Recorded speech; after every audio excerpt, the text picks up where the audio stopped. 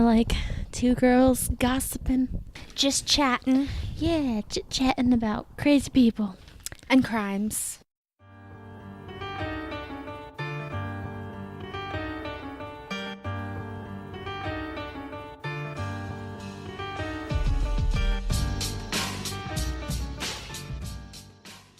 Oh, God. I am so excited to be doing this again. I have really, really missed it. I know. I have, but I feel like we just stopped yesterday. Like, oh, yeah. No, I do too. Everything really flew fast. by. Yes. Yeah. I'm still like in shock. I can't believe It's the next year. I can't. I don't even. It's not even a thing yet.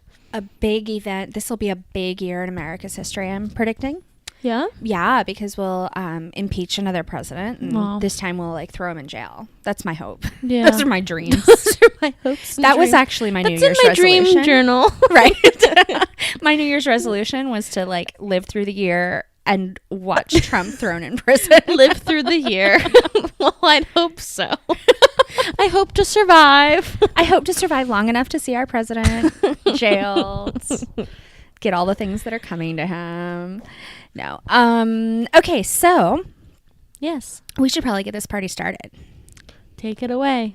Welcome to Crime Crazy, the weekly true crime podcast with Erin Plime, And Jordan Middleton. where we prove That we know nothing about our legal system. but we're still crazy for a good true crime story. Boom, y'all. Air high five. Bang. Wait. Just for your imagination. Sound effect. That was in case Jordan you don't know what a high high-fiving five looks herself. Looks like. It Well, doesn't okay, look close like what your she eyes just and did. then take it back a few seconds and just listen to that. And then imagine it. I don't know that we should encourage our listeners to rewind. Like, I feel like it's enough punishment to listen through the first time. Okay, They guys. shouldn't have to go back. Poor things. All right. So, did you make any New Year's resolutions now that it's a new year? I kind of did, but not really, because I feel like as soon as you put a tag on it, like this Yeah, is then a it never resolution. happens. Yeah. But I did say I was not going to eat fast food anymore. Oh, yeah. Because I'm going to cut that out. So Ever, or just like. for the longest future I can think Gotcha. of. So I haven't, Mhm. and I don't know. I'm like saving money because I'm not eating out a lot. Yeah. And I told Mike the only one I was keeping was Starbucks because That's totally not fast food. No. It doesn't count. I said Just that. because there's a drive-thru doesn't make Well, it that's what we were fast food. talking about. He's like, "What do you think is a fast food?" I said, "Anything drive-through related is fast food because they Right. make it so fast you go wait in your fucking car for it." So Drinks he's don't like, count. Okay, so then I said, "But coffee doesn't count because it's coffee, so you're not going to wait 20 minutes for coffee."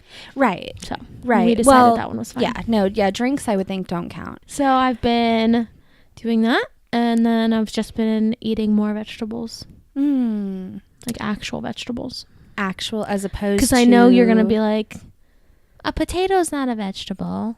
Well, it's. Corn's not a vegetable. What are other things you told me weren't a vegetable that I was like, yeah, it is? Something else. But what other vegetables do you eat? I don't know. I eat a lot of vegetables now. Well, what other vegetables did you eat before? Not a French lot. fries are not a vegetable. Ew, no. That's a potato. I know it's a But- potato. So, well, what was your, like, resolution then? So like our big one is to sell our house in 6 months, or at least to have it like ready to Like, sell in 6 sellable? months. Yeah. So we have to do a bunch of floors, and we have some walls that Yeah. need to be re-drywalled, and we have to either put up drywall in the garage or pull down the insulation because that's technically not to code the way it is Yeah. right now. And so there's a lot of little projects that have to be done, and I think Yeah. we're actually going to hire out most of them. There's a play set in the backyard that got like half ripped down that has to be done. I also started bullet journaling, which Okay. I Like hear a lot you were- about this. yeah. But Sarah wants to do it. I don't know what it is. so it's from what I can tell, it's like an artistic journal thing. Okay. So instead of me writing a journal entry, like a diary entry, I choose things that I want to keep track of or make lists of, and then I do it in a really artistic way. So for example, I want to go to Harry Potter World because duh. Duh. And so in order to do that, I have to save a certain amount of money. Yeah. So I decided to track that in my bullet journal. But instead of being like making a list and saying, well, I saved $5 plus $6 plus $23, you make it creative and cute. So I drew one of the Hogwarts towers and then made each row of bricks a milestone. So it was like $500 or like $100 and $200 and all the way up. Which kind of like those huge thermometers that you have to fill up. Yes. I always wanted one of those. As you go. And I made a big wheel and divided it into 365 little pieces. So, and then I'm keeping, instead of doing like a temperature blanket, I'm just doing the temperature with like colored pencils. Oh, that's so I have cool. all the days all shaded in. We have a big range already this year. Yeah. By the way, I would say it'll be like 70 on Friday. Yeah. Anyway, we have some kind of changey things that have happened. Yeah. I got a new job. Yep. You got a new job. Yep. Because I got a new job. Yep. So everything's full circle right now, guys. I think that we might have actually talked about that on our holiday episode, did we? About you coming back to be the nanny for the kids? Well, not like coming back and moving in, but like taking care of my children again. I don't know if we mentioned it or not. I can't remember either. Anyway, that's Jordan's announcement. She's going to be our nanny. Thanks, Erin. Take it away. Oh, shit. So, yeah, Erin got a new job. I got a new job because Erin got a new job. That's right. And now I can afford to employ Jordan. My dogs are always sick. So, what's new there, guys? Yeah, that's not even an announcement. Julius currently has a butt infection. Please send your prayers and thoughts. That means both of your dogs are infected. Yes. It is so... I don't even know how. Literally, my vet called me. She said, I hate calling you. And I said, thanks. She's like, because I always have to be the one to break all the bad news. And I said, what's happening? Because I had just dropped him off to be groomed. Oh. And I'm like, who did he bite? What happened? He was in a great mood when I left him. So then she's like, yeah, his butt's infected. I'm like, okay. I just like laughed. Because I was like, why wouldn't it be? Right. So she's like, you guys don't deserve this. You guys are the best dog parents I've ever met. And yet single-handedly supported your veterinary clinic. They had a great Christmas, y'all. I'll let y'all know. After adding everything up, Mike and I were like, yeah, they had a really good Christmas. Yeah. Well, we're waiting to be like, they're going to be out of town for a while. No, yeah, they should enjoy it. Right? If you guys moved or you got rid of the dogs or something like that, like your vet's office will go out of business. I think we might be ready to hear some crime stories, actually. Wow. I hope I'm ready to tell. Yeah, so Jordan didn't have a notebook. And so she has a piece of paper folded in half, like hamburger style. Which you told Toby hot dog, and he said, "Oh, what?" Right, Christmas. That was the funniest thing ever. We were making stars. It is hamburger, and I kind of started it like a book. A book, if you were to start the book on the cover. Front. Well, I was gonna say a card, but you don't write on the front cover of the card either. No, but I just mean as if like if this was a part of the book, this was the first page, and then you turn it, and then you read this page, and then that page. You know, I'm the only one that can see you. Yeah, and all the hundreds of people listening can't. Yeah, but they'll understand. Okay. Visualize people. But Jordan does now have a notebook. I do. I got her a notebook. Thanks. So now I can write all my stories in this one. So I hope that I tell this story okay. Me too. I hope 3 again, because I'm going to bring it right back. I hope you don't puke during my story. Ew. I know. I'm sorry. There's only one like detail. I'm like gagging already. Okay. I know you are. Oh. It's nothing like the Vampire Sacramento. Okay. So you just go ahead and do Why yours. Why did that make me so gaggy? You didn't even say anything. Okay, guys. We're winging it. Eyeliner, life. We're doing it. So my... Wait. Sorry. What? I have to... I when you sent me the video message today, I was like, oh, that's going in the podcast. So before you get started... What? I have to tell you, or I have to tell them about your video message. Which one? The one where you were like, so I wrote out the whole story, and then it's like there's all this stuff, and then he gets acquitted, and then they're like, no, they don't like that, and that's where the words start. That is probably the best reenactment ever. I was so exhausted. Yes, I have not. So, I'll precursor to this story, because it was... I think she may have stopped writing when the words started, by the way, because it's only like a page and a half. But it's a good one. so it's a good page and I a have half not or a good slept. story? Both. I have not slept in like 3 days. So all of a sudden my insomnia came back and I cannot sleep. But I have the worst where it's like I'm not just sitting there wishing I could go to sleep. I fall asleep. And then I wake up as if someone like jerks me awake. Mm-hmm. And then I'm like, I can't breathe and my anxiety's high. And I'm like, okay. And then I fall back asleep. And then it happens over and over and over. Sometimes to the point where I have a little dream. Like Erin, I was telling her about the dream I had with her. So I've had 20 random ass dreams in the past 3 days. Mm-hmm. Dwayne The Rock Johnson was present in one of them. But not the one where I was buying the shitty house. Yeah, Erin was buying a shitty house and I was crying my eyes out. Because my kids were going to get kidnapped by the taco van. Which, it was not even like a van. It was the scariest thing ever. Oh, it was so scary. Like, I've had the weirdest dreams because of this. So then the dogs wake up and then they're thinking I'm up and I'm like, go lay back down. Then Julius gets all mad and he starts grunting at me like a pig. And I'm like, don't talk back to me. Go lay down. And then he goes and he lays down and then Frank gets to readjust on top of him because that's how they sleep now. And then I fall back asleep on and off, on and off, on and off. And then finally, I can hear either the bus outside or the trash truck or the kids, which I haven't heard the kids in a long time. Well, yeah, because it's been a snow day. Yeah, it's been snow day. Yeah, snow days for a week.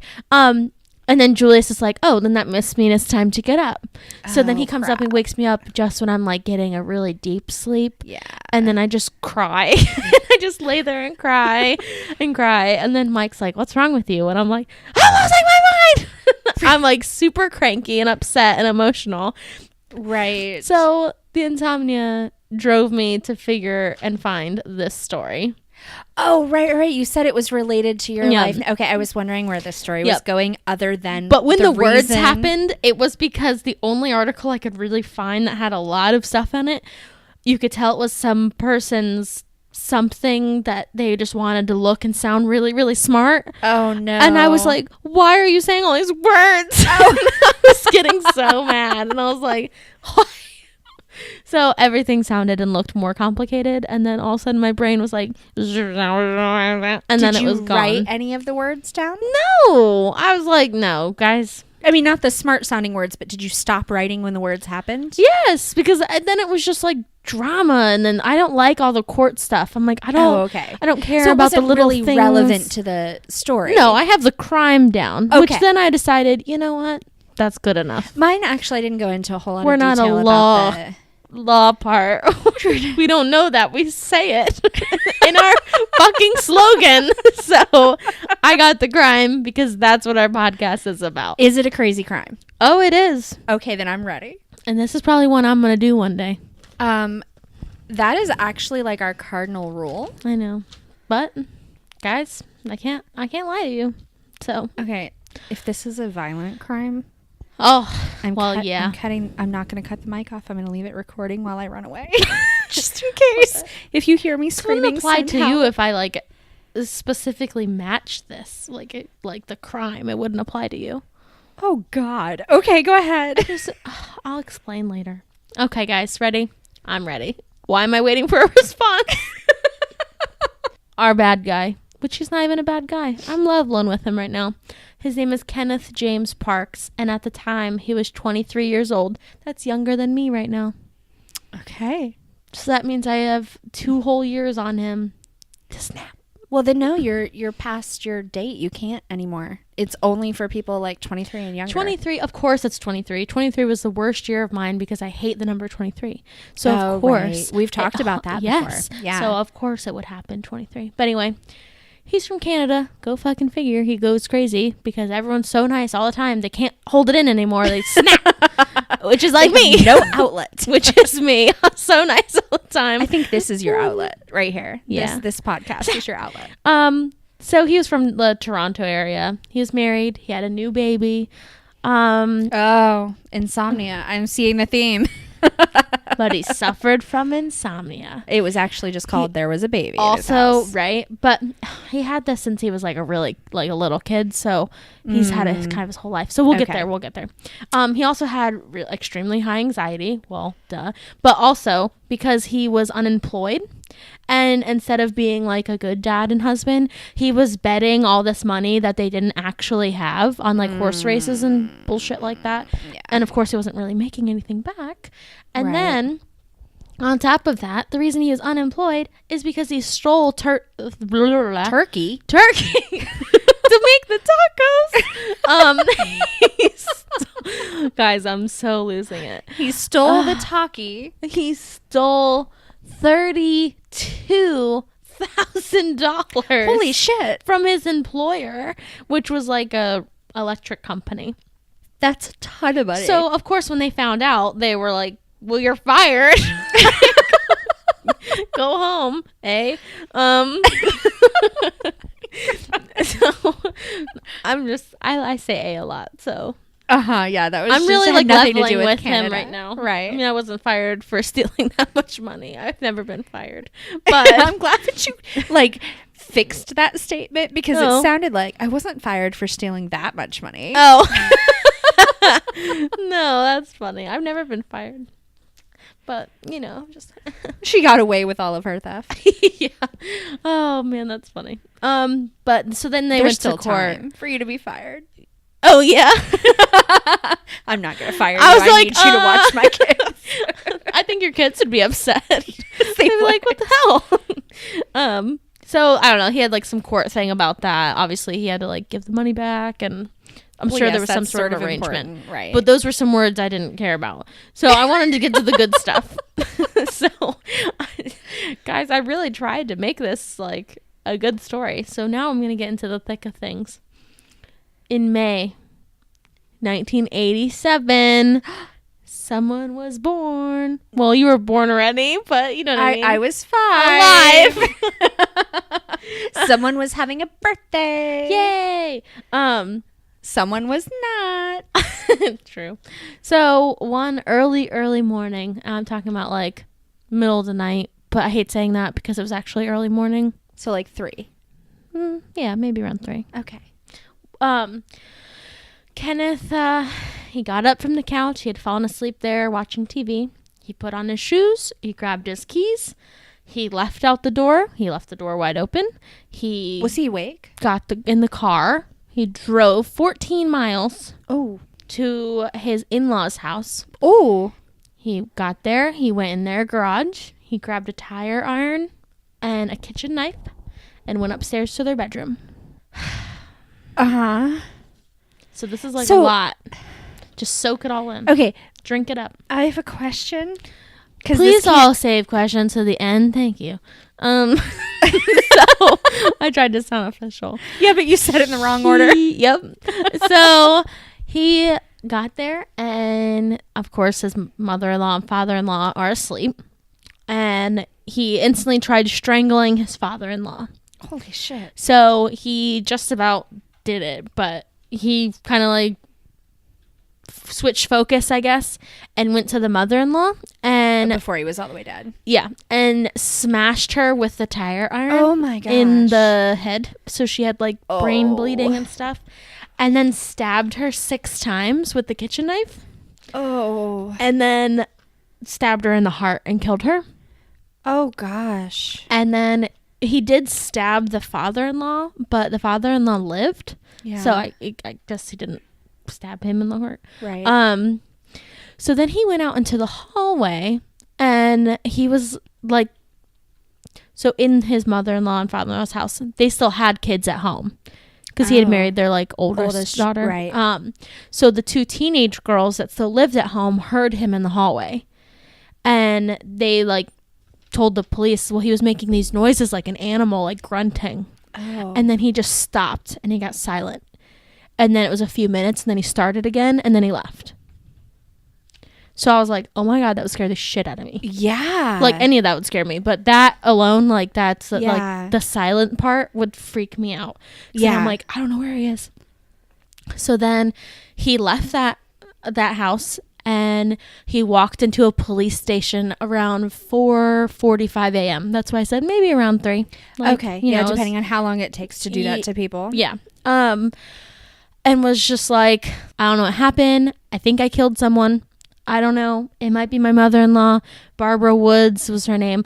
I could just see her face in my head and she looked so sad and I might have killed them. I think I did. I think I killed them with my bare hands and was just splatting it all out.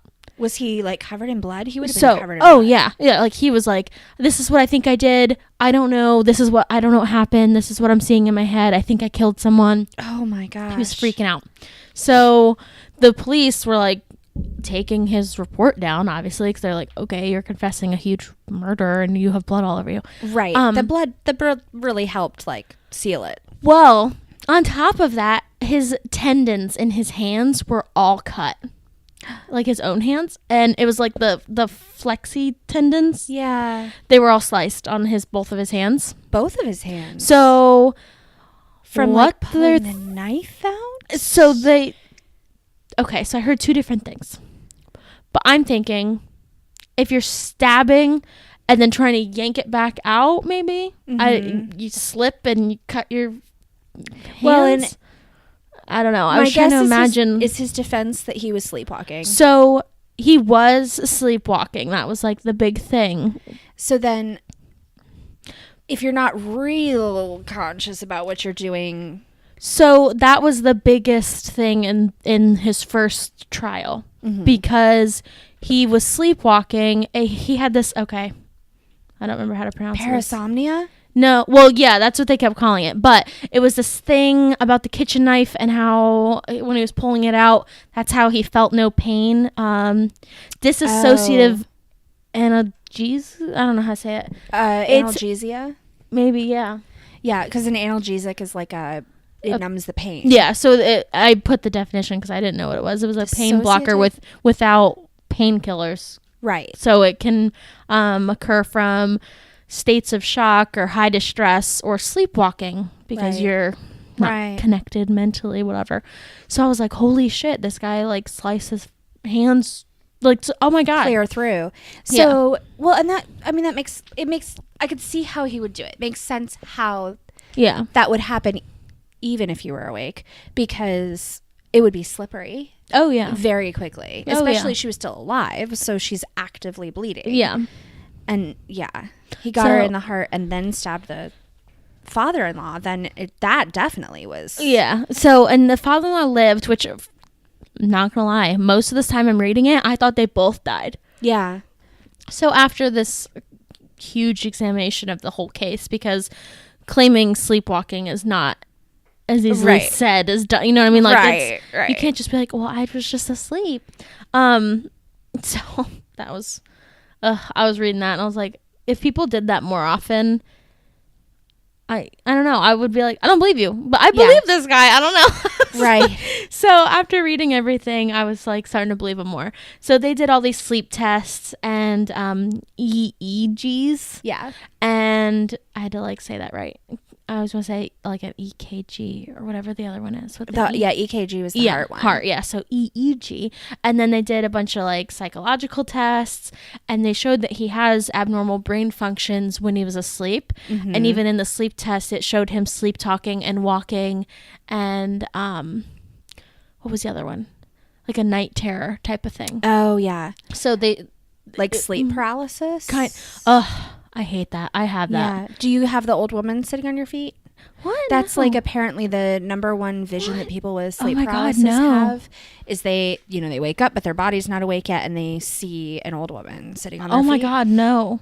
Yeah. No, one time I had it, I was napping on the couch when the kids were asleep. Oh, yeah. And I like imagined everyone coming home and me standing up and like getting up with you guys. And I remember seeing myself laying down, napping. Creepy. I can't. I'm gonna throw up. I haven't even started telling my story yet. So He was acquitted, which we already talked about because... Sorry. No, that's right. I told you already. So I was like... But this was like one of the first times, I think they said in Canadian history, that claiming sleepwalking actually worked. Right. But these were the things that were kind of on his side. So he has had history of sleepwalking since he was 11. And at one time, his mother... Obviously, when you're 11, you live with your mom. But his mom when noticed... he was still living with his mom. Yeah. He was starting to walk towards like the balcony of their 6-story apartment. Oh, my God. And he just almost flung himself right off the edge. Oh. And he was asleep. Uh-huh. So that, like, no one's going to do that. Obviously, you'll die. Right. And he was so scared when he woke up, and that was really bad. So was that already documented, or did they accept her testimony on it? I think they accepted her because that's not... You don't call the police to be like... Well, no, but like if she had told a neighbor or a like, doctor. Oh, maybe. Well, it might have been a doctor because now... Because it just kind of said, like, that's what his mom said. So I don't know where they collected that from. Right. So she might have just told them, or she might have told a doctor. But it was in the family history. And they said 20 first and second degree relatives had a sleeping disorder of some sort. Oh, wow. So that's a lot. Like, my family, that's... a lot of people have insomnia in my family. Which, right. That's just whatever. But 20 first and second degree relatives, that's a lot of fucking people. So, for a second, I didn't know if I could curse, so I was like, fucking. Sorry. It's only kids' podcasts you can't curse on. Yeah. That's what Tobin was telling me today. Oh, well, he's a good boy. So then there were other three major factors. That he had been sleep deprived for 48 hours, which was like, I don't know if it was because of a work thing or a baby thing or a stress thing or... Right. But it was somehow known that he was sleep deprived. Kind of like Jordan. Like me. Sleep deprived for 48 hours. That he had major physical exhaustion from playing rugby all day, which I was like, okay, why are you doing that? Go get a job. But whatever. Who am I to judge? Rugby all day. I have another diagnosis to propose. So that was the physical side, and then emotional stress because he had so much gambling debt because they had no money, and he had a baby. Yeah. So those were like the perfect cocktail to get sleepwalking, is what they kind of were saying. Sure.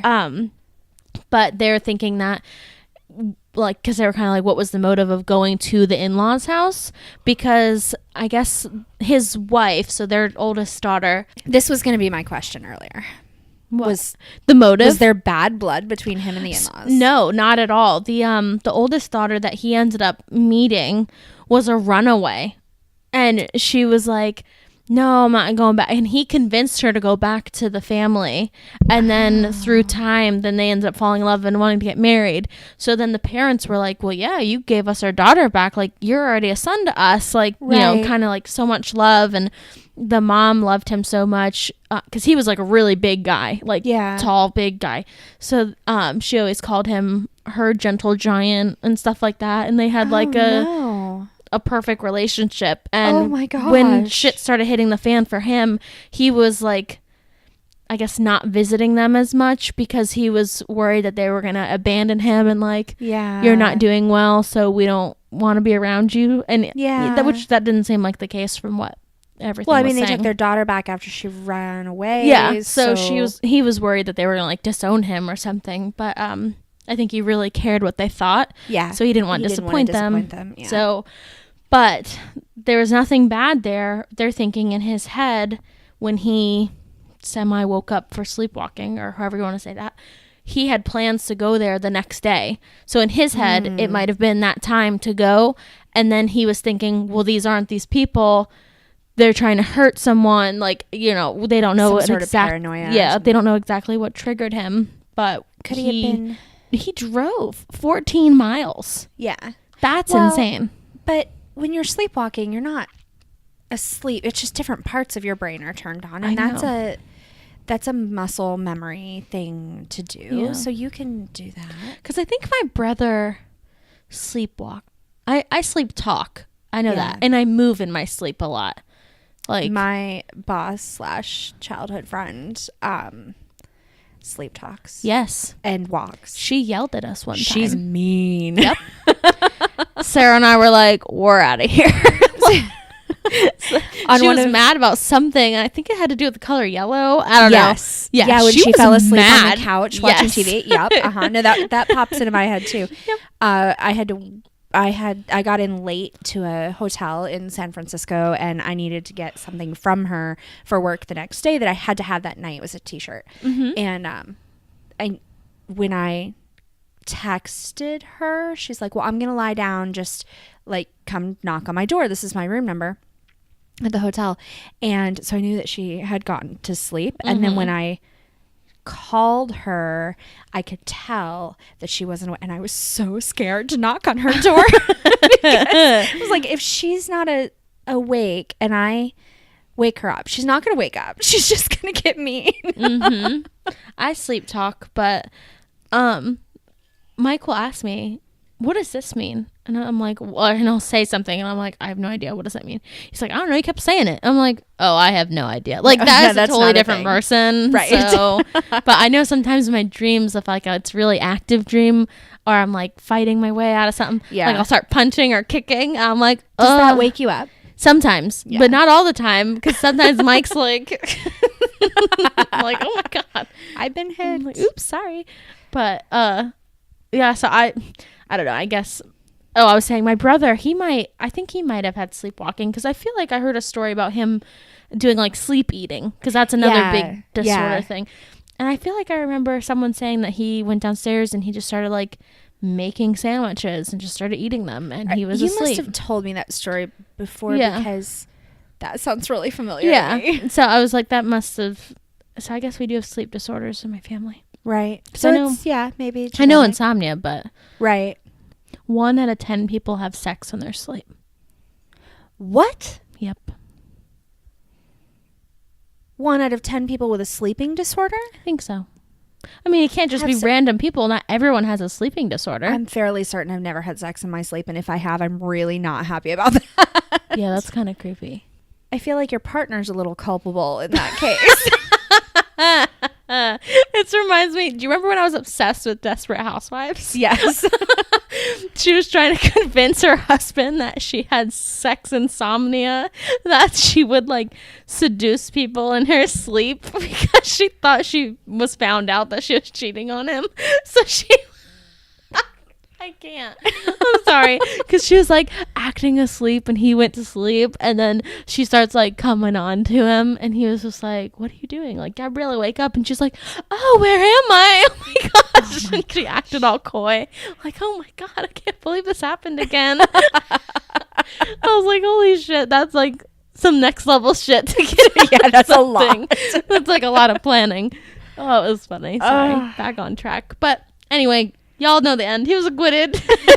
I think they tried to overturn it a few years later, but they're kind of like this perfect cocktail of like this isn't him. Like it was like a bad jumble of things, and it'll probably never all happen at the same exact time again to make him dangerous again. So that was What it. if his like subconscious or unconscious or both thought that if they found out, they'd be upset with him because that was his actual fear. And so in order to keep them from finding out, he had to make sure they could never find out. That's why I was like, they must have known already that he just didn't want to go around to like be around the disappointment. Yeah. Which I mean, eventually he got a divorce. He was unemployed. Because if your husband killed your mother in his sleep, that's a little hard to live with. Right. And would you want to sleep in the same room as him anymore? Yeah. With your child? I'll say with your baby. That changes everything. Yeah. So, yeah. Wow. I know, I was a little crazy. Yeah. But yeah, I was inspired because I told inspired. Frankie, I was like, if you don't let me sleep tonight, you got me. He's looking at me like, I'm gonna go kill what? somebody I like. Well, or them, but whatever. Yeah, but that doesn't match the story. My phone has gone into it's like amber mode. Oh, do you have that turned on your phone? You can nightlight. Well, it's like, see how it's like yellowy, reddy, that's your nightlight. orangey. Yeah, I have mine set for 9:30. Mine's set for 9. Wow. I know. No, I'm just kidding. But it's telling me that it's already past bedtime. Yeah, really I would say that's what mine when I'm like, uh-oh, it's time. It's almost that time for you. Okay. I don't know if I should tell you what mine is called.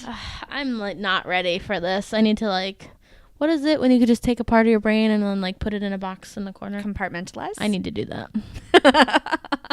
Texas eyeball killer. Okay. Your sister would hate this. Yes. Okay. Yeah. So okay, she shouldn't listen. So before I start, a couple of notes where you could find this story.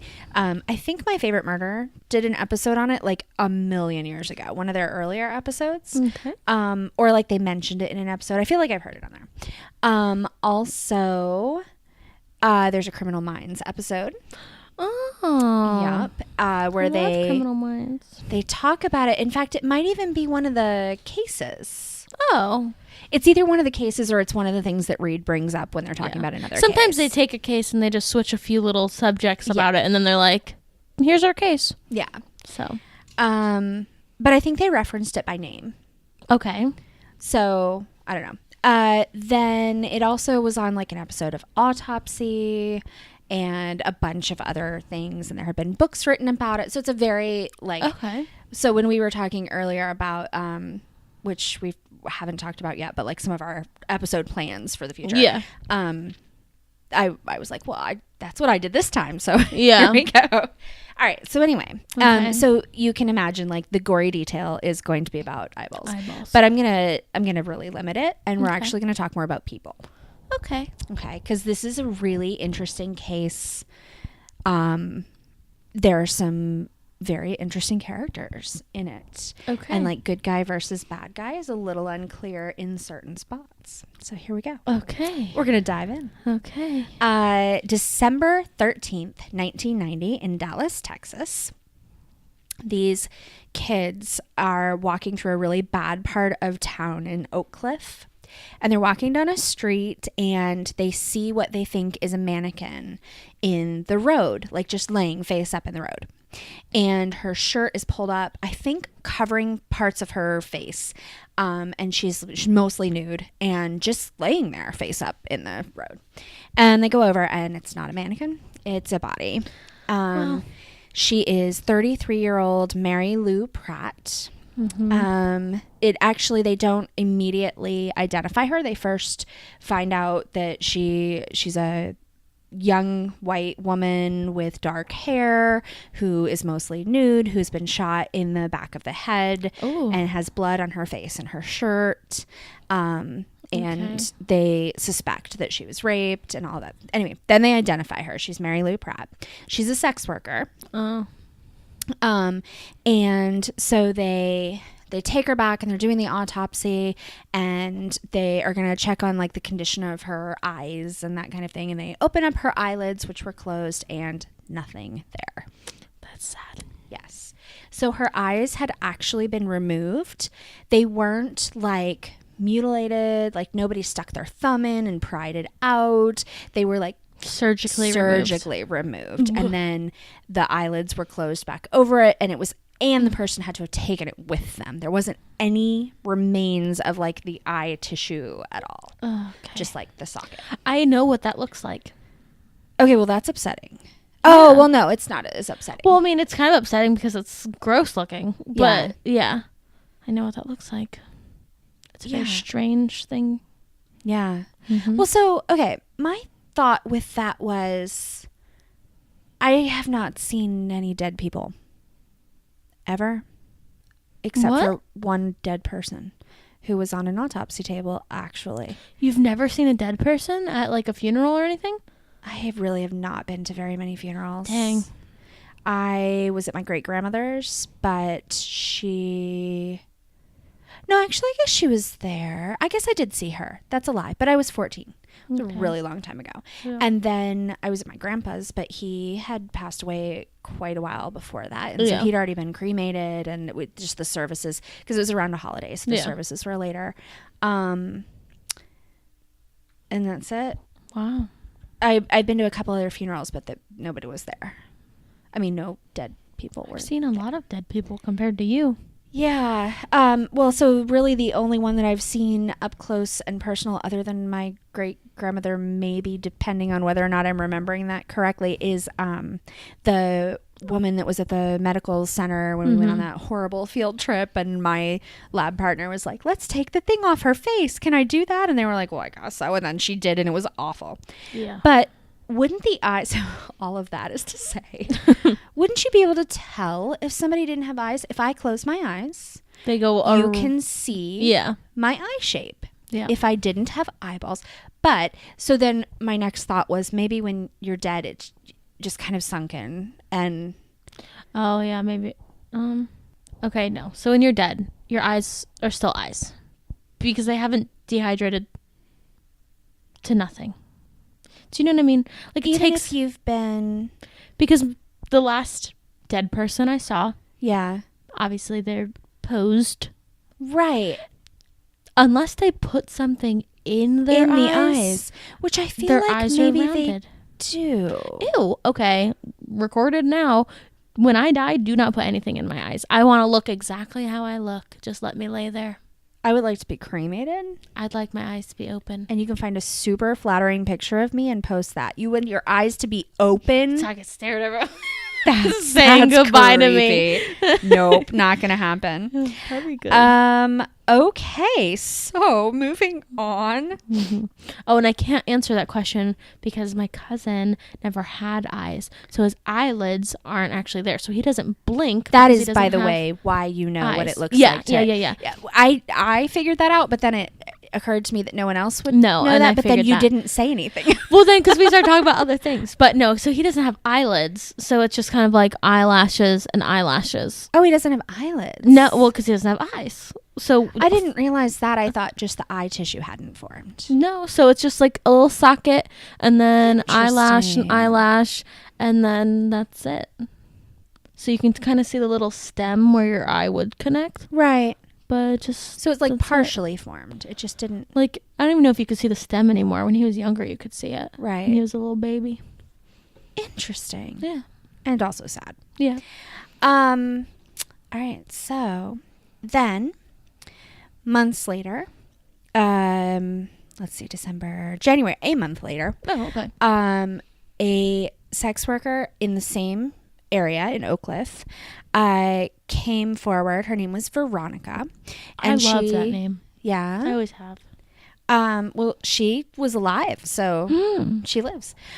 She told police that she had gone out with a John and that she had been beaten and raped. He was extremely violent. Oh my God. That she got away from him. She thought he was going to kill her, and she ran and she hid until a friend could rescue her. I guess she was hiding and saw him drive by, or she had run to his house or something. It was really, that part was really unclear to me, but anyway, Okay. had run to a male friend, and he saved her essentially. Okay.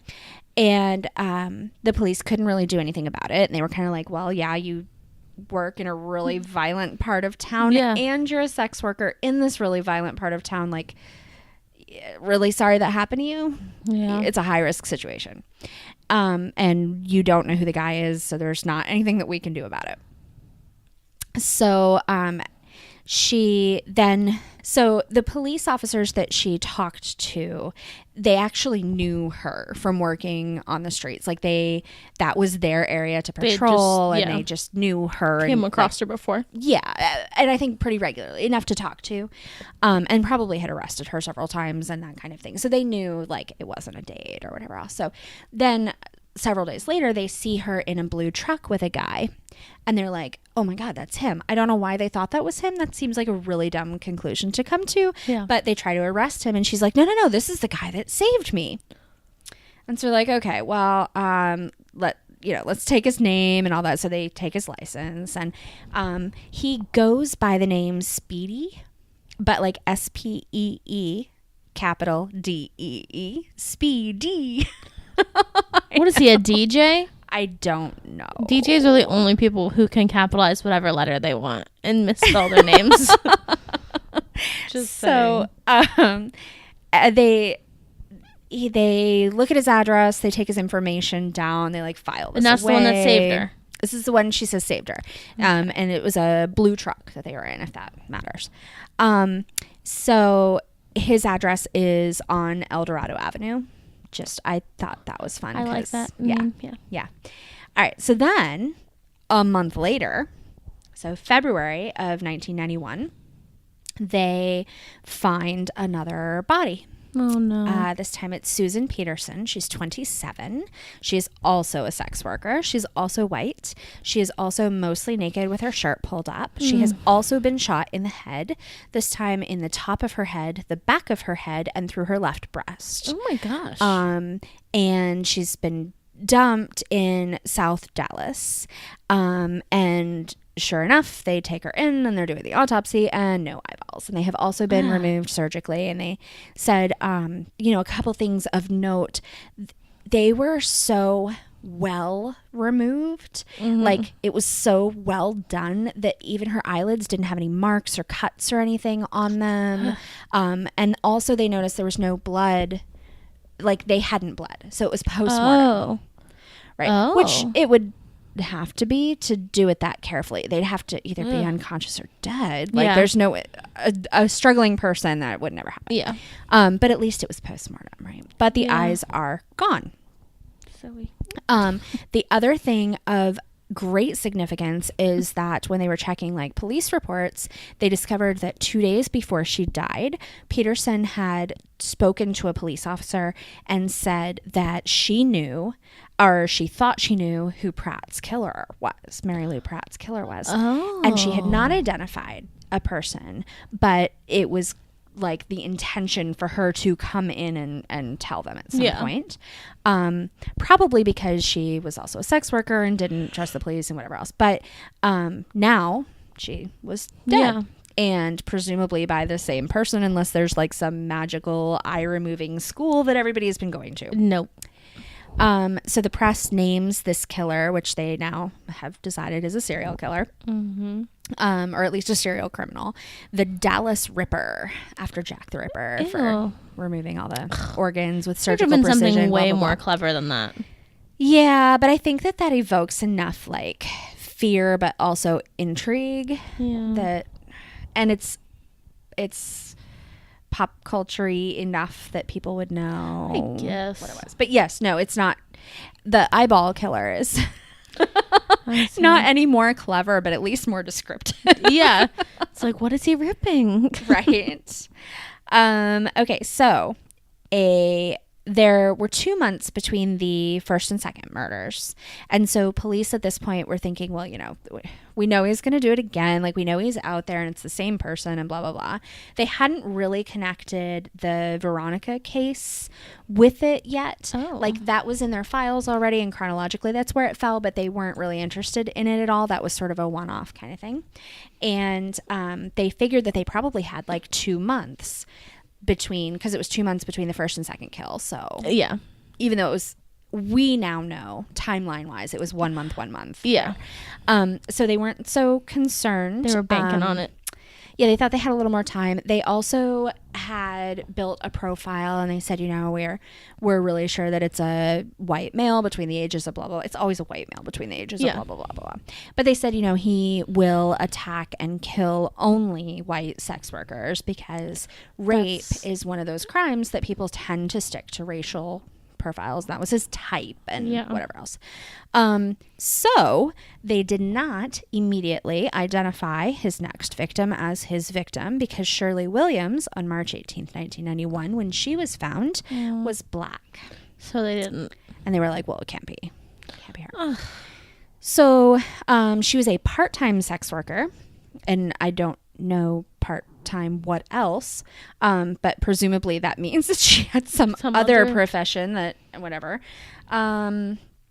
apparently does not matter because it doesn't fit the profile. She was 41 years old.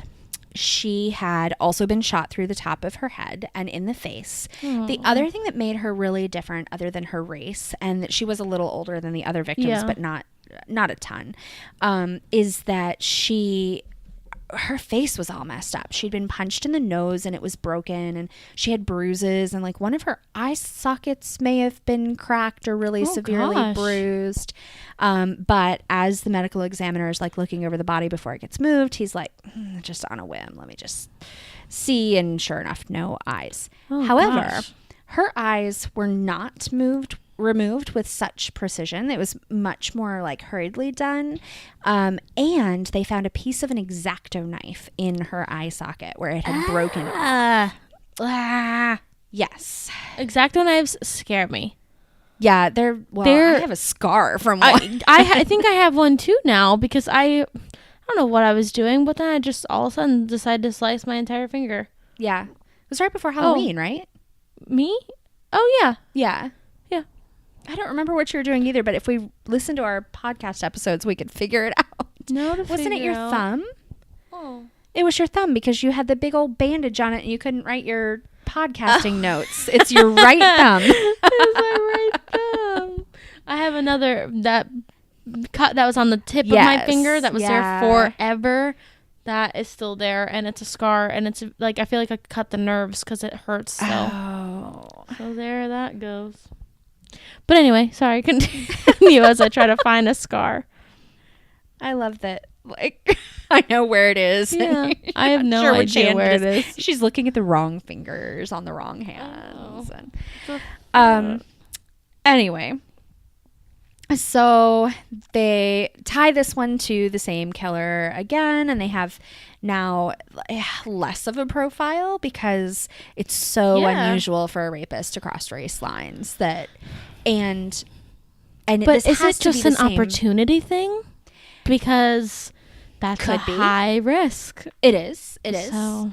And it's definitely like the same area, and it's definitely the same profession and the same method of coming across people, and same he still gender. took the eyes. Well, yes, and same gender and same positioning. That was the other thing that I was like, well, I feel like you come across the body and it looks like that, but maybe there are just enough violent acts against people, especially women, especially sex workers in this area, that it wasn't unusual to see a mostly naked person dead in the street. That's crazy. Isn't that a horrible thing to say or hear? Please don't move to Texas. I'm not moving to Texas. But we've discussed this. Yes. So days later, a witness comes forward. Her name is Brenda. She is, surprise, surprise, a sex worker. And she tells police that a white man tried to kill her. And she gives a description. And actually, her name might not be Brenda, but that's like her name on record. Yeah. She gives a description of him: salt and pepper hair, some stubble, a little beard, brown station wagon, I'm pretty sure. Immediate red flag. Sorry. Well, it is early 90s, so yeah, less of a red flag. I don't know. She says that what happened was she'd gotten in his car because he was a client, or I don't even know if you get to be a client if you just randomly climb in someone's car on a street corner, but I think client is a nice word. It's a much nicer word than he deserves. And he said, let's go somewhere. I want to go here. And she was like, no, I have a rule. We go to, here are the places we can go. Because I never go anywhere I don't know. And he got really mad and started shouting at her. And she felt threatened enough and scared enough that she maced him, even though he was driving. And he didn't stop driving. He kept going. And so she jumped out of the moving vehicle and ran away. Oh my God. Yeah. So that is on file. And now they're like, okay, there's a pattern. Yeah. we need to look into this. And so when they were doing Williams's autopsy, the last woman, they found pubic hair on her neck. And they looked at it under a microscope, which is partly how they determined it was pubic hair. And so different hair types have, especially between different races, but even just different hair, like Sophie's hair would have 2 different hair types on her head, have very distinct looks under a microscope, right? Yeah. And so they could tell that it was from a Caucasian. And apparently they could tell Caucasian male. I don't know how they identified gender because it doesn't sound like they ran any kind of DNA, but I don't know, maybe men and women's pubic hair is different. That's weird. Under a microscope. I don't know. Okay. Or maybe they just were looking for, they knew her killer was male, so whatever. So that is when they started sort of piecing everything together, and between the newest eyewitness, the Brenda account, they also thought, well, maybe Veronica is tied into this too, because that was also a violent person attacking a sex worker. And so they remember about Speedy and how he seemed really shifty, and the whole situation played was any just shows a little lately. Strange, right? And they hadn't seen him at the club, and or at least not on any of the nights that they discovered women the next morning. No, and so they went back through and they ran his driver's license information, because this was pre Wi-Fi connections and computers in police cars days, so they hadn't done it when they pulled him over, and they found out that the address belonged to a Fred Albright. Okay. Here's the problem with Fred Albright. He's dead. Yep. So cue dramatic music and lightning and thunder. Yeah. So then that's all very strange, but that's like a dead end, and they can't get in touch with Veronica again because she's in prison. Go figure. And right. So they are just kind of stuck again. So they get a call from a woman, and she says, I've been seeing about this on the news and reading about it, and I might have some information for you. She said, I used to work in a mall, and there was this guy, and he was very sweet, and he would bring me gifts all the time, and everybody was like, oh no, he's creepy, like don't go out with him, whatever. But I did, and we started dating, and his name was Charles Albright. Fred Albright's son. And he was married. However, he let me move into one of his rental properties, and he would come there and we would have sex. But then it started getting weird, and he started to demand things that I was not comfortable with. And then one day he told me that he was a con man and had tons of stolen property. And he got like just the things that he was asking for really, really awful. And he became obsessed with like eyes and knives. Ew. And so I moved out, and I have since gotten married, but I've never forgotten him. And I've always been worried he was going to come back after me. How creepy. And then she says, also, Mary Albright or Mary Pratt, I know he knew her. So they're like, okay, we have to check this out. Yeah. So they look up. At this point, they're looking into 2 people because they're looking into the Speedy guy. Mm-hmm. They both have long criminal histories. Okay. He's got a long criminal record. He has given an address that doesn't match his name as his place of residence. Like, it's just very strange. Charles Albright, I keep wanting to call him by his dad's name, but whatever. He has also a long criminal record, but they're mostly like thefts and that kind of thing. Okay. But there's this one like outstanding, like weird thing, which is an assault on a child. And he has a conviction for it. Oh God. He is also married, which fits the story that this last woman told them, right? Yeah. And her name was not given, of course, because she didn't do anything. So they collect photos of these men and other men, and they do like a photo lineup, and they give it to Brenda, and she's like, him. Oh. And then they're like, okay, well, we should really give it to Veronica too, which was really challenging because she's in prison. So it's sort of hard to get to her anyway, but then also she wasn't inclined to be cooperative. And so finally they get her to cooperate and look at the pictures, and she fingers the same guy, which is Charles Albright. Okay. So they go to his house and they search and they find red condoms, which was the same color of condom that was found outside or at Shirley Williams's crime scene. Oh. So one of the things they said in one of the articles I was reading is they weren't sure, like they couldn't prove rape because there was never any semen, but there was a condom found, but it was an unused condom found at the last crime scene. Oh. And so they didn't know if like he'd been interrupted, and that's why like, or she had really fought back and that's why he'd beat her and everything else, because her crime scene was such a mess. Yeah. And so they assumed that because they were sex workers and because they were murdered and like you know it was pretty reasonable to assume that they had also been raped, and then they found the condom and assumed they were raped. Anyway, red condoms, which is weird. They also found in his home books about serial killers. They also found Nazi literature. They took a bunch of debris from the vacuum. They asked him if he owned any guns, and he said no. And then they proved that he was lying. They found like a registration. He was like, oh, okay, well, here's where they are. Oh my God. And the guns matched. So the first two crime scenes, the gun was the same. And then the last one was different, but this was Texas. So, you know, everybody has a million guns. Yep.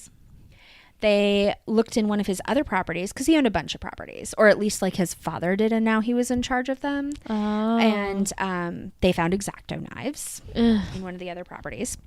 Okay. So they call his wife, and her name is Dixie, and she says, well, Great name.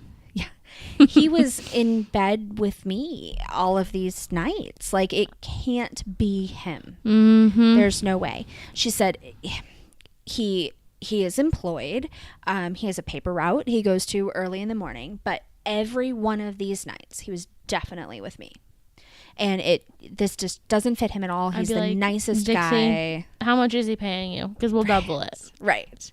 Well, so they question Albright, and he's like, I don't have any idea what you're talking about. Like this, I've never even been with. I always want to be like, likely story. Right. I've never been with anyone outside my marriage. Like this doesn't make any sense. Like I don't know what you're talking about. He said, my crimes that I have been convicted for, all of them, with the exception of that one, are property crimes. They're not, I didn't kill people. I didn't hurt people. I stole shit from businesses. It's not that big of a deal. Okay. He said that the one conviction was, and I'll go into it a little bit later, but he had assaulted a friend's daughter and he pled guilty. But he said that he pled guilty because it was going to become a big thing, and his name was going to be out there regardless. And if he just pled guilty and it went away really fast, that not everyone would find out. Yeah. And I guess he didn't really think through the whole like sex registry thing. I guess not. But, it sort of worked. He got probation for it. So he didn't even spend any time in jail. So it kind of worked. So, they said, well, do you know this Speedy guy? Because he gave your dad's, like the address where you're living, that your father, it's in your father's name, as his home address. And he's like, well, he's one of my tenants.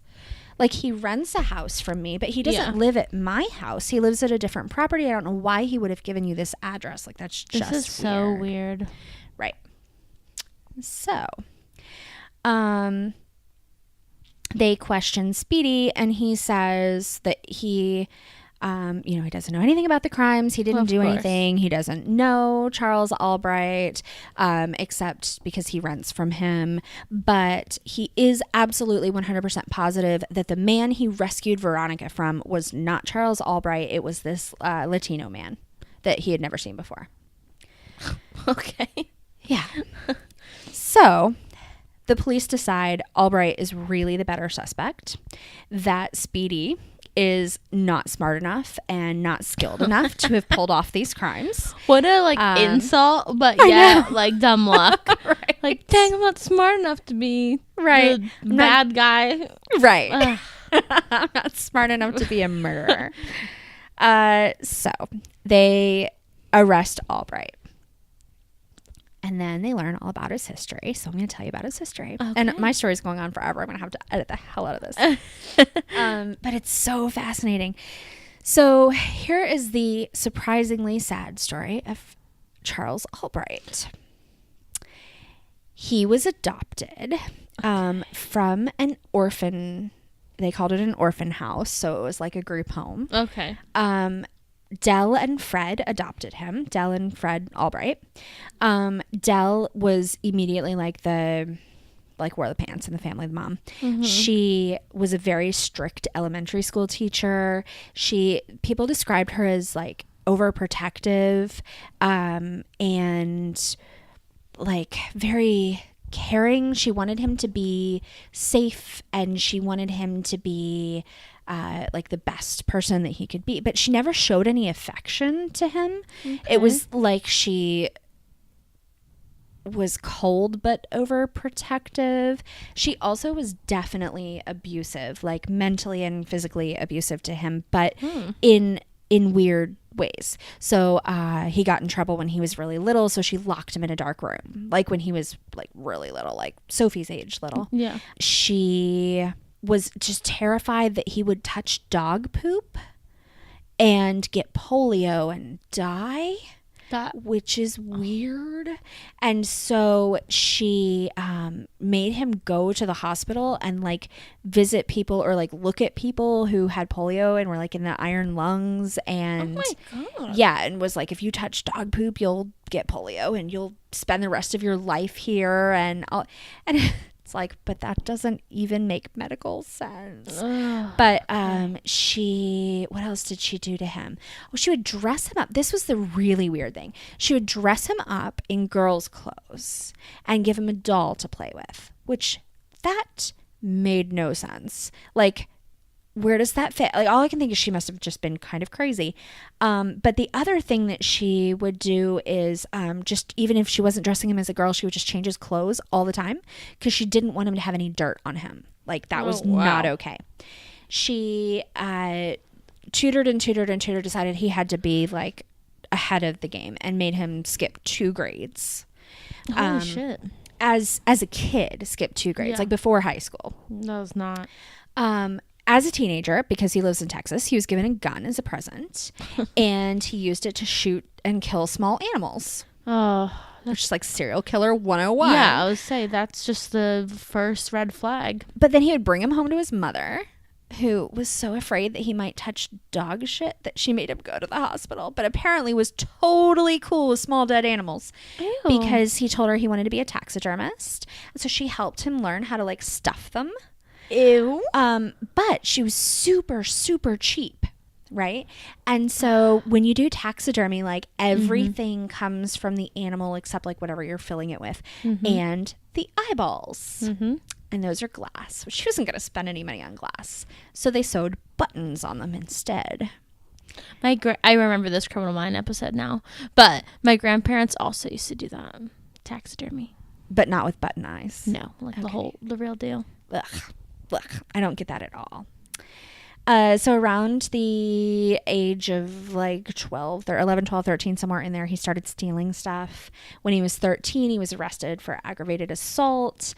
As a teenager, there's at least one story that says that he visited a sex worker, like hired a sex worker, which was interesting because he always claimed that he had never, ever slept with anyone that was in that industry. Like, absolutely not. Which is total bullshit. He graduated high school when he was 15 years old and immediately went to North Texas State University. Oh my gosh. Which that has to suck. Yeah. Like, that's just so unhealthy. But he was only there a little while because when he was 16, he was caught with cash from a cash register at a store, and 2 handguns and a rifle. So he went to jail for a year. Oh God.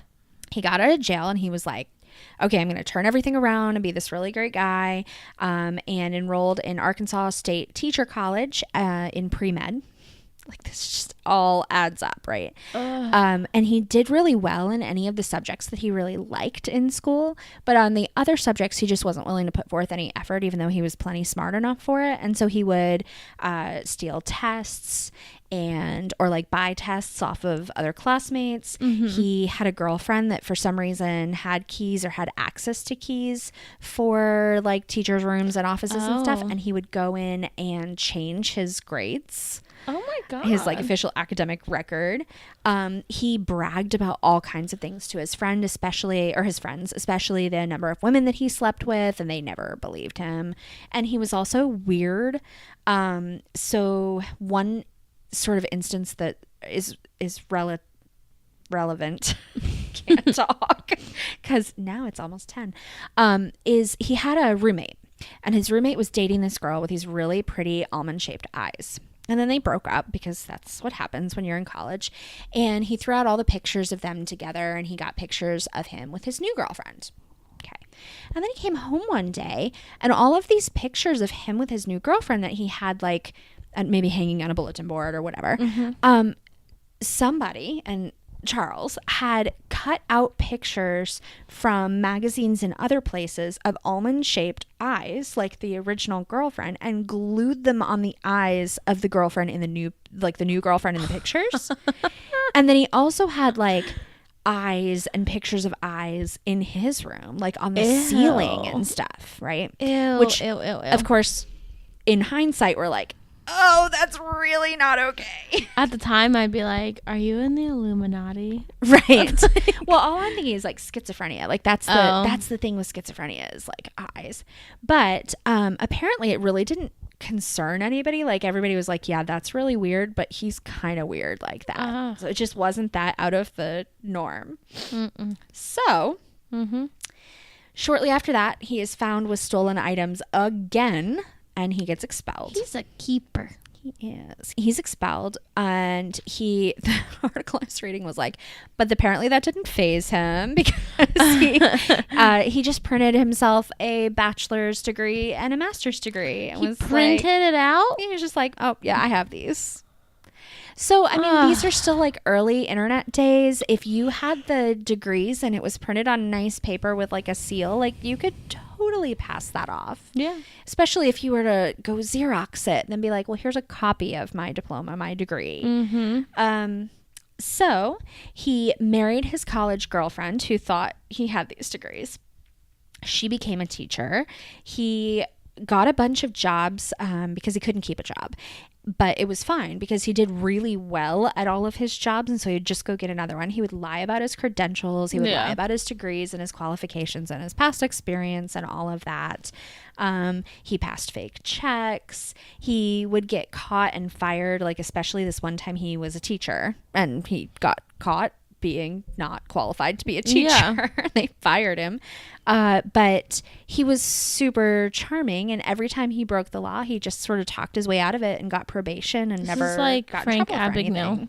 from Catch Me If You Can, that movie. Well, I mean, it's a real person, but like, he just impersonated anyway. He was just so charming and just went along with it. Yeah, absolutely. That's well, and they crazy. even said like he was a pretty decent teacher. Yeah. So it wasn't. Yeah. So, his divorce started in 1965 when he and his wife separated. I like how you said it started. It was finalized in 1974. Oh my God. Yeah. It's like a 10-year span. Why? I mean, it's a 9-year span. Why did it take that long? I don't know. I guess they were separated for a really long time and didn't get divorced, or maybe they were trying to work it out. I don't know. So yes, it was started in 65 and ended in 74. So shortly after that, he's at a hardware store trying to steal hundreds of dollars worth of supplies, and he gets caught, and they sentence him to 2 years, and he's out in 6 months, and he converts to Catholicism and becomes this like model upstanding citizen. Like people really liked him and really trusted him. His mom dies his adopted mother. And so he goes to find his birth mother, who his adopted mother had always told him was a successful married lawyer, or like she had at least finished law school. It turns out she was actually probably a sex worker. He did find her. Oh, wow. And she was not successful, had never been to college, like basically him, but also really explains the whole like obsession with, like, really, he just has mommy issues. Many mommy issues. Yep. So he visits friends. He molests their 9-year-old daughter. He pleads guilty. We sort of talked about that. Like, he says, oh, well, I pled guilty so that it wouldn't be a big deal and it would kind of go away. And, right. In 1985, he meets Dixie and asks her to move in with him shortly afterward. Then a little bit after that, she is paying all of the bills and he's not working. And a little bit after that, they get married. And apparently he just was charming enough and persuasive enough. Like, she knew nothing about his past, like any of it, none of the criminal history, nothing. And also was totally fine with him not working, just accepted whatever excuses he gave her for why he couldn't work or didn't work. Do not. Finally, he took an early morning paper route to kind of be like, well, now I am working. Yeah. Now whatever. So. Okay. At the trial. Oh, and so that is actually when he would have gone out to see, like, they discovered that was, he didn't actually take an early morning paper route. He went out and met with sex workers and and probably did other illegal things and stole stuff and whatever else. But that's when he did all of the things. And so it would, like, the paper route was a cover so that she wouldn't be suspicious. Yeah.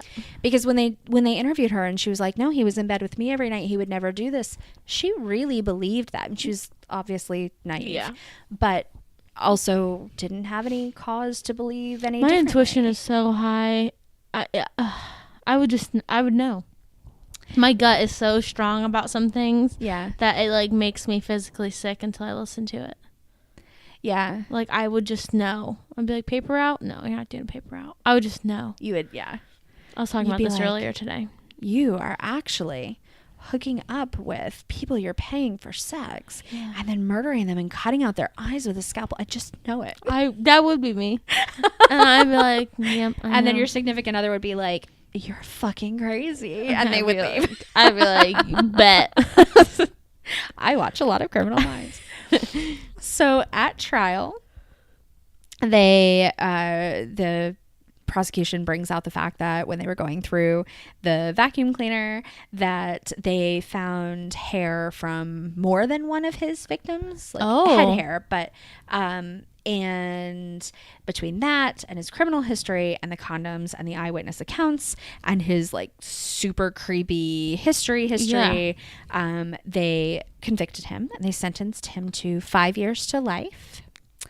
5 years to life. Mm-hmm. Yeah. Usually it's like 25. Nope, 5. 5 to life. I double checked. 5 years to life. He is still in prison today, so we're leaning more towards life at this point. Well, good. Yes. So, and he still denies that he did any of this, that he's ever been with anyone that he had to pay for sex. Did they ever say what he did with the eyes? No, I don't think they found them. I mean, they didn't find them when they searched his house. Yeah. Or his other properties. Because in the episode, they, like, made that weird, nasty twist. Did he eat them? No, he put the eyes in the taxidermy things. Oh, yeah, that's right.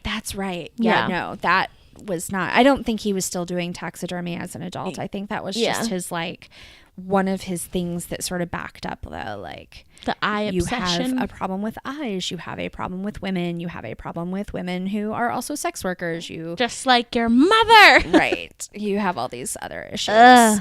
But yeah, he still denies everything, but apparently in recent years, people have said that he's like collecting articles and reading things about, especially if it has to do with, like, cutting up people and murdering people in eyes. So he's letting that all slip right back on track out again. Right. So, I mean, the good news is that if he continues to do that, then it's really evident he's not rehabilitated, and hopefully they will just leave him there forever. Yeah, that's true. So. Ugh. Yep. That was rough. Yeah. Well, but I left out most of the gory stuff. Yeah. But it was really interesting because on the one hand, like, nobody was a good guy. No. Like, I guess that the sex workers weren't necessarily not good guys. Yeah. They were criminals because that's illegal. Yeah. But they didn't otherwise do anything. Mm-hmm. They certainly didn't do anything to warrant getting murdered. No. Not that I think No, you no, could no, really no. do very much to warrant getting murdered, Yeah. aside from like murdering other people. Yeah. The adoptive mother was horrible, but probably also mentally ill. Mm-hmm. The biological mother, I don't know if she was a liar. I mean, she could have been a delightful person, but she was such a disappointment to him that affected him. Snapped. And he was a horrible person. Yeah. But he had a lot working against him. Like, I don't know how old he was when he was adopted. I couldn't find that. But that is a big issue. If he was more than 18 months old or something like that, there's probably issues that had already started. Yeah. And then there was no way that you could live with that mom and come out normal. I mean, not that he should come out a killer, but normal. No. But that's true. That is disgusting. And then I don't know what was up with Speedy, but that's insane that he knew everybody involved. He rented a house or an apartment or something from the actual murder. Mm-hmm. He listed the address of the actual murder as his address, but apparently he was not at all connected. That's other insane. than the fact that he happened to know Veronica and be the one who like saved her from him. But they could not ever find any evidence, and Charles never said anything about him. Wow. And even after he was caught and everything else, he never even was like, hey, well, I think it was this guy. That's insane. That was just Right? really, really bad timing everywhere. It's just insane coincidences. And I don't know how large this place is, but I feel like if it has that high of a crime rate and that many murders and everything, like, Yeah. it's probably Well, bigger. Well, yeah. It's not a small town where everybody's connected. And if so there are that many connections are- sex workers in one bad area of this town, Right, it's like, got to it's be gotta a be bigger bigger. place. Yeah. So it's not just that everybody is connected, and so it's not that surprising. It says a huge coincidence. Are you taking pictures of my dog? Oh no, I wish I was though. Because I have that other little story yes. Okay. screenshotted because it was that little. Let me All right. see. So is this going to be funny? Because our stories were pretty dark. Yes, hold on, let me find it. And gory. She is so cute. Well, that's why I thought you were taking pictures of her, because she's like looking at you, but fast asleep. And I know she's fast asleep because I keep pushing her back up onto the couch because her little butt's sliding up. I know, and I can't really hold her with my foot. I've got my foot on her. Okay, let's see. My dog keeps looking at me like, what? Ovular looks like a little lamb. Ovular. So this is funny and yet not, but it's kind of funny. I'm excited because you. Like, I didn't even want to. Had a big reaction. When you I read didn't it. want to read it to you yet. Okay, so it says, I'm just gonna read it because it's just a little blurb, and it was from the Huffington Post. It was on Reader's Digest. Okay. It says, don't you just hate it when you suffer a major heart attack thinking you're going to die, so you confess to a 17-year-old murder only to find out you're not actually going to die, but instead sentenced to life in prison? It says, yeah, so does James Washington of Nashville because it happened to him. Wow. Can you imagine thinking you're on your deathbed? So you're like, I just got to clear this one thing off my conscience. You survive. And then you get better. 17-year-old murder. That has been a cold case, I'm sure, for years. Everybody. Someone gave up on that murder. Oh, yeah. And then this guy just. Yeah. Oh, by the way. My case went cold after less than a year. Yeah. Wow. Isn't that insane? Oh, man. Now I want to know more about So that makes me think, if you're going to do your deathbed farewell and clear your mind, heart, and soul, how dead do you have to be before you know, like, this is my exit? I'm going to say everything now. So I think the first answer is don't have anything that bad. Well, yeah, I know, but like, wouldn't that suck even if you're just like, and tell so-and-so I never really loved them? Like something like emotionally bad. Right. and then you don't die, and the person's like, now I know this big secret. Right. You never intended me to know while you were alive. So I guess maybe you write those things and then Don't have open a it loved until I one. die. Yeah. Ugh. Until I am dead. Okay, so when I'm in the ground, like I said, When I've been cremated and we have all stared at Jordan's eyes that are open wide and open staring as at you're us. coming over to me to say goodbye, I'm gonna be staring at you like George Washington. My eyes just follow you around. So Prop fucking me up. creepy. I guess I always have like my mind makes me afraid of things that I shouldn't be. Like the other day I tweeted this because I was like, this is a huge fear of mine, and I just realized it. I was in the shower and I sneezed twice. Oh, yes. I saw that sneezed tweet. and then I sneezed again, and I never sneezed twice. Yeah. And then I was like, oh my God, what if someone just said bless you to me? And then I imagine someone being like, bless you. And I'm in the Right. shower in the bathroom alone, and I'm like, so then I started getting like really freaked out. And I was like, okay, first off, calm back down. No one's here. No one's in the bathroom. Right. No one's going to bless me. Mike will see me sneeze and won't bless me even in front of me. Like, no one's blessing my soul. So I was And like, and okay. certainly not if they're in your bathroom and not supposed to be. They're not going to like But give I always themselves think away. about like there was the one guy who was hiding a burglar, and a husband made a joke to the wife, and and the he guy laughed. thought it was so funny he laughed. And I'm like, what if it's just like an impulse? Right. Someone sneezes, bless you. And I'm like, and then I thought of the Grinch because that happens in the Grinch. Oh, the Dog the one that I sneezes and they're hate. hiding. Yeah, they're hiding, and the dog sneezes, and he's like, "I was inside," and then he's like, and then they're just screaming back and forth. Right. Yeah. But anyway, I mean, I really can't like say anything bad because when I'm in the car and I'm driving by myself and I have forgotten to like check the back seat before I, and it's nighttime and I'm a little bit paranoid, and then I'll make a noise or I'll like laugh at something on the radio or sing really loud, and then I think, what if like it's a stupid what if thought. someone was in the back? What if someone's in the back and now they've heard me do that? That's so funny. Wait, if they're in the back, they're bad people and I don't care. Well, that's why I liked my first car, Old Greg, so much, because when I could see my entire car from The rearview mirror. not even that, just when I'm getting in my car. Oh, yeah. I could see the entire car. Yeah. Now with my big old truck, I'm like, is anybody Yeah. back there? But all my seats are always down. So Yeah. because the dogs, they have to be down so the dogs can fit. So now I'm like, okay, no one's back there. You don't have space under your seats, do you? Because they lay flat. So no. Oh, no. So Tyler will ride in the very back seat and he'll put that headrest all the way up, which is super annoying because then I can't see out the back weird. window. Yeah. But also because at night It it's like looks like a head. a head. Mhm. And I'm like, oh, okay. Nope, that's okay. My third row, if it is ever up, I have there's two headrests that always just stick up, but I figured out I have this button on my little dash touch screen that I hit, and then they fold down, and then I can fold the entire row down. So then I'm always like, die. Okay, your car's super fancy. That is the only fancy thing I have. Okay, we have to get back on track. We have some This shout outs. is a 2-hour episode.